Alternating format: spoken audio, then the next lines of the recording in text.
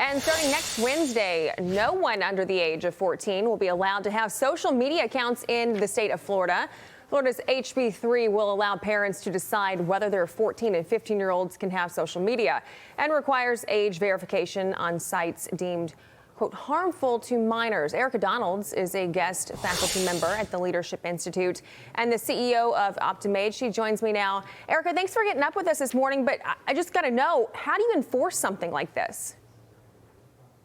Well, that's the problem, and thanks for having me this morning. That's the problem with the patchwork of legislation that's come in the form of bans of all types in 10 different states, including, of course, now Florida, where we're not even going to really see enforcement of this law until it moves its way through the courts. You know, we have to be very careful, especially in the states, of running amok of both parents' rights and constitutional protections, and that's what we're seeing in the form of these lawsuits. That's why a federal action is so important to stop this patchwork and allow for better enforcement at the App Store level. You know, currently 87% of 13 to 14-year-olds use YouTube, 55% use TikTok, 44% use Snapchat, and then 43% use Instagram. That's a huge chunk of kids, 13 and 14 years old. So when you think about this, I'm sure a lot of the parents don't mind it. I think, you know, a lot of people would think that it would be a good idea. But then you run into the issue of, do the kids think it's a good idea? What kind of issues is this going to cause? So what do you think about that? Well, actually, in Florida, parents were polled about this law, and the vast majority of them prefer to have it in their own hands and in control, to educate the parents on how to monitor and make sure that their children are not overusing social media, but put that control in the hands of the parents and not necessarily enact these bans.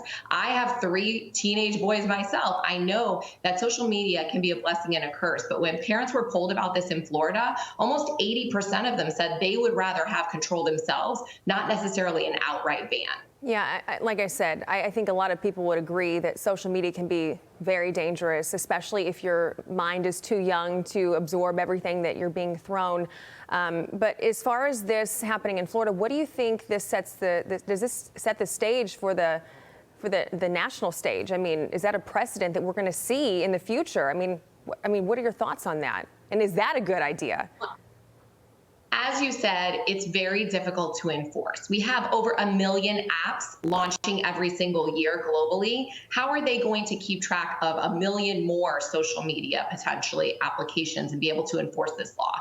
So Senator Mike Lee and others have supported action at the federal level that would put this parental right to restrict activities at the App Store level. So at the Apple App Store, at the Google App Store, that would limit the amount of times that your private information or your students' private information would need to be shared with these tech companies, and give parents better controls over all types of applications, not app by app. That could be very difficult, not just for parents to monitor, but certainly the companies as well. We have to consider, as we add regulations, it's going to inhibit innovation, which could come forth for things that are beneficial to students. And we know that social media can be beneficial when it comes to their social interaction, when it comes to education and learning about things, and also entrepreneurship. We see a lot of students starting businesses through social media. So we have to be careful about limiting these things too much where they can't even enjoy the benefits. Yeah, you worry that is too much going to hurt them or put them at risk, and then is not enough, is that going to hamper their mind to grow?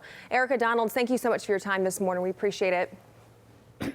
Thanks for having me. You're welcome. I'm Steve Ducey. I'm Brian Kilmeade. And I'm Ainsley Earhart. And click here to subscribe to the Fox News YouTube page to catch our hottest interviews and most compelling analysis.